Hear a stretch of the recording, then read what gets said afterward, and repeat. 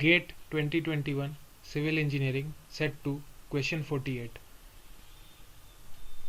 The hyetograph in the figure corresponds to a rainfall event of 3 cm. If the rainfall event has produced a direct runoff of 1.6 cm, the Phi-index of the event in mm per hour rounded off to 1 decimal place needs to be found. The rainfall event graph versus time has been given on the right side. The relevant NPTEL reference is listed as below. Coming to the useful data, if we are given the rainfall intensity in centimeters per hour and the time on the x-axis in hours, we will have certain average rainfall for each hour interval. The intervals may be shorter or longer depending on the data. So for finding the Phi-index, it is given as the total precipitation, that is the area of this whole graph, minus the total runoff by the time elapsed, that is TE, which is given by this. Let us say the Phi-index comes out to be at this level. For this case, we will have to ignore this smaller bar as it will not contribute to the runoff. So we will calculate the Phi-index again, which will be given by P dash. Here we will not consider this bar, we will neglect this bar, minus the runoff will remain the same, and time elapsed will be a shorter value, that is TE dash.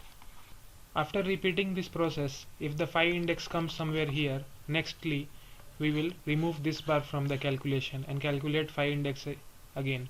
We will repeat this process until the point we get the Phi-index value which is higher than all the neglected values and lower than all the higher values. For this case, we can see the precipitation is given as 3 centimeters, runoff is given as 1.6 centimeters.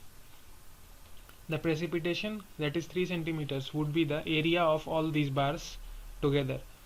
So calculating Phi-index, we would get 3 minus 1.6, that is, which is given as P minus R by TE, divided by the total elapsed time, that will be 3.5 hours in this case. There is no rainfall for the last bar. So 3.5, this would give the value as 0.4 centimeters per hour, which can be written as 4 mm per hour. So we can see that the Phi-index lies at this level. So we will neglect the bar with the value of 4 and with the rainfall intensity of 3. We do not consider these bars for the calculation of Phi-index as these are lower than the value of Phi. So calculating the Phi-index again, now we will remove these two bars from the rainfall that happened before. So the new rainfall will be 3 minus the intensity for this is 0.4 and it happened for half hour. Intensity for this is 0.3 and it happened for half hour. So totally it is 0.7 which happened for half hour. This is the effective rainfall after neglecting the two bars of 4 mm per hour and 3 mm per hour, minus the runoff remains the same, divided by elapsed time will change, remove the two bars that are half hour each. This would give the value as 2.65 minus 1.6 by 2.5. This would give the value to be around 0.42 centimeter per hour. This can be written as 4.2 mm per hour. We can see that this value of Phi, which is slightly higher than the previous value, other values that are 3 and 4 are lower, and all the other values 12, 4.5, 15, 14, 7.5 are higher. So this is the correct value, as the neglected values are lower and the other values are higher. So this value of Phi dash is acceptable.